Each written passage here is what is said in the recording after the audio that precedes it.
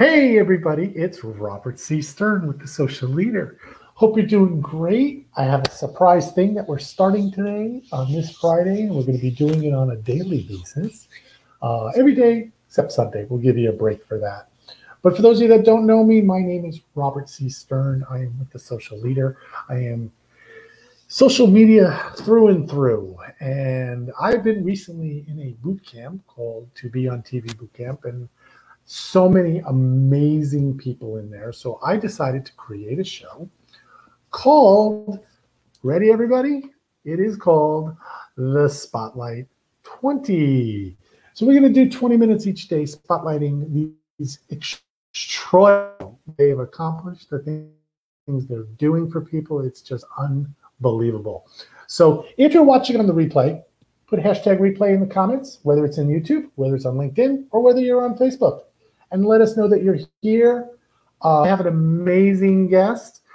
Her name, Amy Cami. She is a CCM, which is a certified clinical musician, professional harpist, inspirational speaker, recording artist, composer, author. It's like unlimited of where we keep going with this. She is known specifically through where I've learned as Amy Cami, the healing harpist, and here she is. Hello. Hey, Amy. Hey, Robert. How you doing today?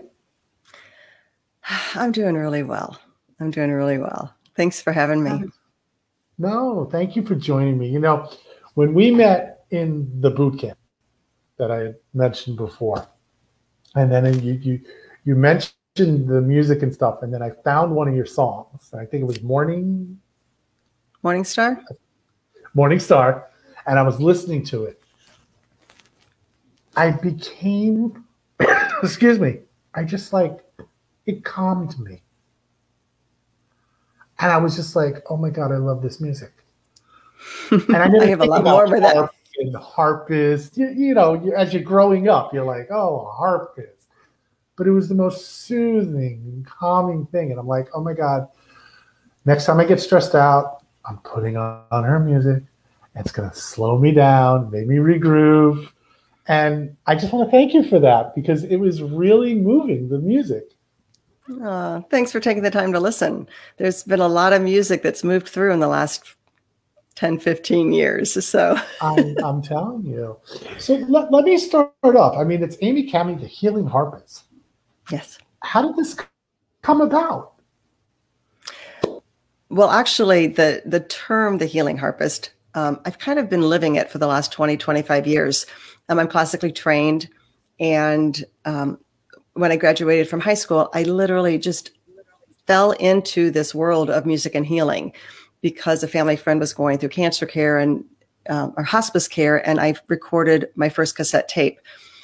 And then my dad was diagnosed with prostate cancer. I recorded another CD for him to help him relax and heal.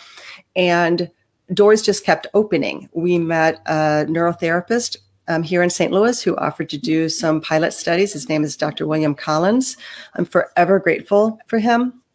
It opened this unknown world of music and healing that I had never really heard of, but I was walking this path just intuitively and being guided. And one thing led to another, and we continued to do pilot study research based on some ideas that were coming. And back in 2007, we literally had developed a clinical trial for newly diagnosed cancer patients. And we had received IRB approval or medical approval to implement this clinical trial because we were already looking at how the brain impacts the immune system and how the whole body is connected. It's this whole body experience. And then I was diagnosed with breast cancer. So the irony is that, you know, we had been doing this research for cancer patients, exploring how the music was going to support them. And then I'm diagnosed, and I had the opportunity to receive that healing music for myself during 2 journeys with breast cancer. That's unbelievable. So, I mean, yeah. You grew up in the music and doing music, and now it was healing yourself. Exactly. Exactly. And as the artist and as a musician, that's one of my passions, is to actually deepen the conversation around music and healing. Because part of my experience was this inspiration as to where the music came from. Because I really feel every form of communication brings that which is within us out into the world, and it creates these highways of connection. And so I know that I experience music as a musician differently if I'm playing from my head, if I'm playing from my heart, or if I'm playing from this place where the music just flows through me. And I really believe that those highways of connection are different, and they will elicit different responses in the listeners. And the music that we are currently researching, it's part of a clinical trial that's approved here in St. Louis, and it will be implemented once it's funded. It's with my CD called The Magic Mirror. And that music was inspired by ancient crystal healing chants. And the pilot studies that we've done with that music indicated that it helped normalize neurological functioning in 10 days in cancer patients going through chemotherapy. Even though they were all different when they started, everything they needed, everything normalized. So it was like they were getting individualized music through one piece of music. Now, how does that happen?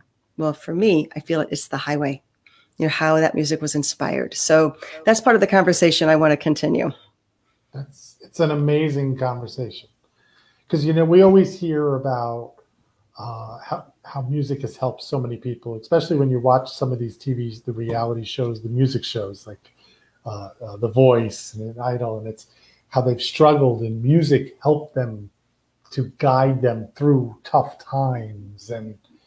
But in other cases, you hear about music in the hospitals. Mm-hmm. Like you said, cancer, different things, and it's how it helps them emotionally, spiritually, and all these things. And it doesn't even have to be the classical style music. It can be any kind of music. Right. And that's the exciting conversation I also love to have, is that all music can be healing when we listen consciously.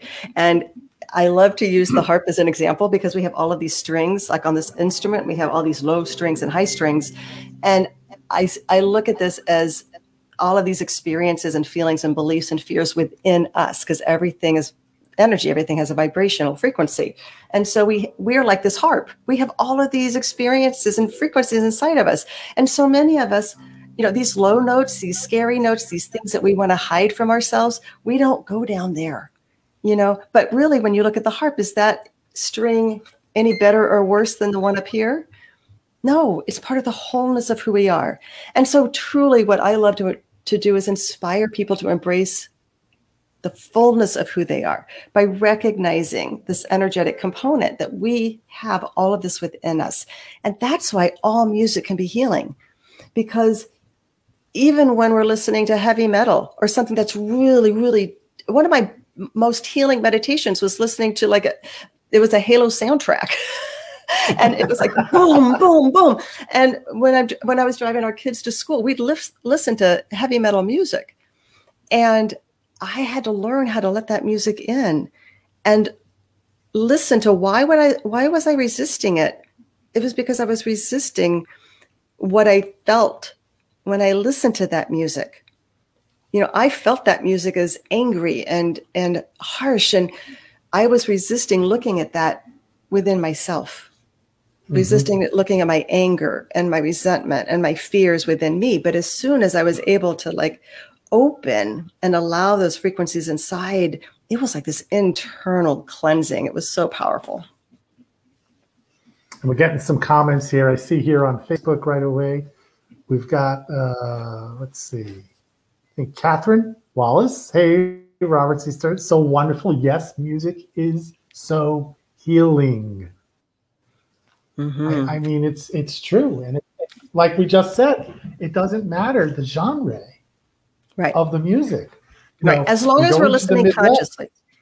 As long as we're listening consciously. And that's the thing. And so I wrote this really cool article several years ago called Building Tolerance and Empathy Through Music. And it was literally recognizing how we can journey into ourselves on this process of self-discovery, using music and listening to genres that we don't normally listen to, because we feel comfortable with the music that we normally listen to, and we feel uncomfortable with other types of music. So once I realized that, oh my gosh, yes, all music is an expression of another human being's experience. If I can allow myself to listen to and feel the experience that that musician is trying to convey, then I can feel more empathy for that musician's life experience, which helps me feel more compassion within myself as well. And it's just this beautiful circle. So literally, I'd do one of those on the radio. I would just push next, next, next, and I would force myself to listen to whatever channel came up, and feel the resistance, and then feel the opening, and then discover something about myself, which is kind of fun. It's finding that connection within ourselves. It's all about the connection within you and what you're listening to. So great comment here from Anesh Daya. Love this. Sounds, frequency, vibration, so much truth in conversation. Internal cleansing. Yes. Music be the food of love, play on. Amen. Amen. And there's also a saying that sound is a nutrient for the nervous system, which is really wonderful too, because the sound goes in, well, it actually goes through every cell of our body because we can feel it, but literally through the ear and the vagus nerve that travels through every organ in our body. So the sound moves in and then literally gets into our whole entire system. So yeah, music is powerful on so many levels. And it's funny because, when we're teens, it's for dancing, it's for screaming, it's for shouting, and you're not realizing how much music, any type of music, influences you. And I'm so glad you brought that up too, because like another conversation that I just love to have with people is the awareness. Some people say, "Oh, well, I'm not a musician," or "I can't sing," and I'm like, "No, we embody every element of music. We are music. We are the rhythm with our brain waves, our breathing, and our heart rate. We are melody with our voice. We are pitch. We are dynamic. We are timbre. We are tempo. We are structure. We are form. We embody all of the elements of music. So we are music. Exactly. And it, I'm going to bring up another statement. Catherine, I see, wrote something that was, very touching and everything else. I looked after a man who was dying, who I cared for. I started to sing to him Amazing Grace. Yes. And he passed on being loved and soothed. Absolutely. Absolutely. I'm so grateful that a lot of the music that I play, because it's inspired music, it literally just moves through me, and it creates that highway of connection between the worlds. And it helps to move that spiritual energy with more ease.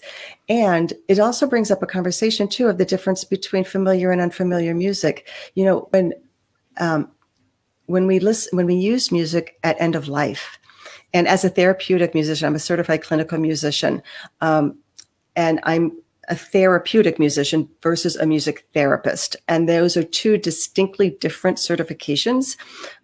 Music therapy is used to elicit specific outcomes, and music therapists use music to help support the overall healing process without an attachment to a specific outcome. Okay. And at end of life, when we can consciously choose music, the Amazing Grace was such a beautiful choice for somebody who felt comfort and peace with that familiar music. And sometimes it's beneficial to play unfamiliar music because the brain doesn't have any memories associated with it, and it allows it to calm down, and then the body can just release in a more comfortable way. So music at end of life is it's so powerful, and it's healing for not only the person who's transitioning, but also the loved ones in the room or the staff and those who have cared for that patient. So, yeah. It's true. It's true. So what are you doing now with it? I mean, are you doing just concerts? How are you doing your job? Okay. So I love to empower others on this journey of self-discovery, because really that's what it is, with the ultimate vision of seeing how every expression brings that which is within us out into the world. You know, my passion, my journey, I'm a treasure hunter. I'm always discovering more about myself. And I love to empower others with tools and ways to discover more about themselves and embrace the fullness of who they are. So I do that with music, you know, recording music. So anywhere you get your music, look me up. I'm there on iTunes and Amazon. So that's one way I'm moving out into the world and sharing my gift. The other is creating online classes. I've gone through breast cancer twice. I create, and through that journey, that was really my journey to love. It's when my conscious self-care journey really began. And so now I have an online course called Conscious Self-Care.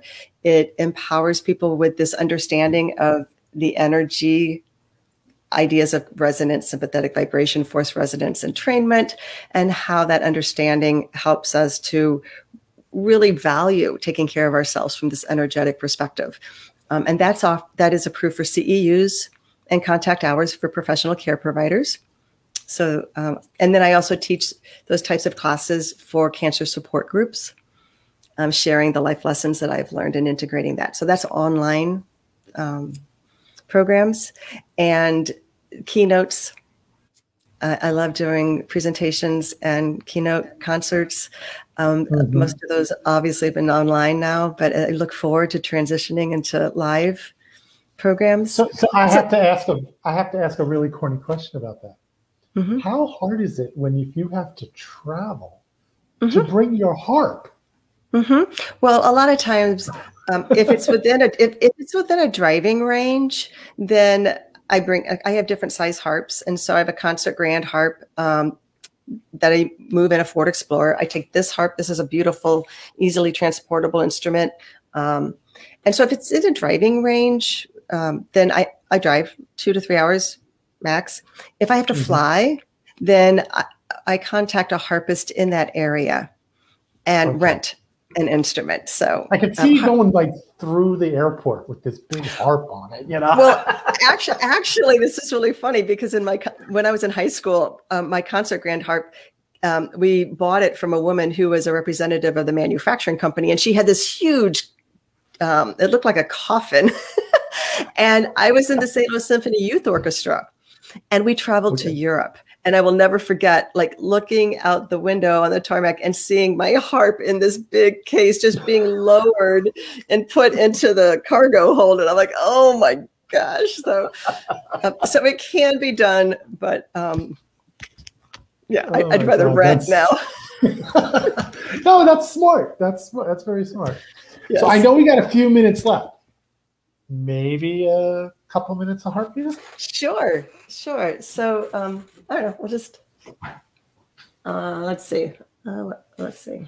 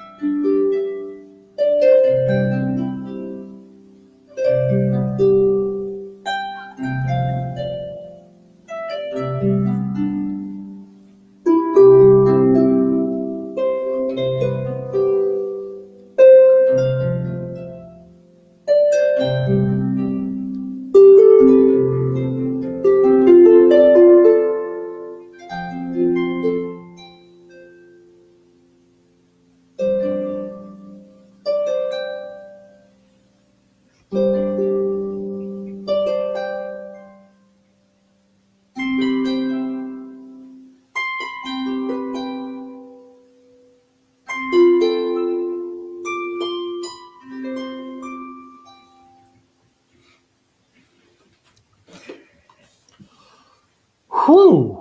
I just felt like fun and bright. I had just done a Facebook Live before this. So anybody wants to find me on Facebook, look me up, Amy Cammy, the Healing Harpist. And I have tons of videos. I just go live whenever it's inspired. And so that was like the slow one. And I just felt a little more joy and upbeat. So that's kind of what came out today. So we got beautiful. We got, the people commenting galore. Catherine said it best just a minute ago. She was heading out the door and jumped on, and she's so glad she did. Oh, thank you. So Anash is asking, obviously we talked about this before we started. Please share Amy's iTunes links and course links. And the best place, obviously, to get a hold of her and probably get all this information is very simple. Go to, ta-da, thehealingharpist.com. And also, I mean, it's that simple. And honestly, if you search Amy Cami, I'm on iTunes and Amazon, Spotify, Bandcamp. So my music is readily available. And I will tell you that the music that we've done most of the research with is called the Magic Mirror. It's 23 minutes long, and that is the one that we have pilot studies indicating how it supports neurological and immune system function. And that is the music that's currently approved as part of a clinical trial here in St. Louis. I'm going to put a plug out too. If you're on my site and you click the Magic Mirror, please explore ways you can support that research, because we need to get it funded in order to be able to implement it. So just being real. Anybody who's watched, please go to healingharpist.com. You can catch some of her music. They'll direct you to all the links to iTunes or wherever it is. You can hear about all the courses, all the programs. Amy, I can't thank you. It's been 20 minutes already. It feels like we just started. I know. It's called a vortex. There you go. Thank you so much for joining me on the first Spotlight 20 that we'll be doing 6 days a week. Can you imagine it? 6 days a week, extraordinary people doing extraordinary things. And I want them out there, and I want everybody to know them. And you were our first. Yay, thank you so much. So till everybody else, till we come back for our next Spotlight 20, we will see you all soon. And take care. Bye-bye.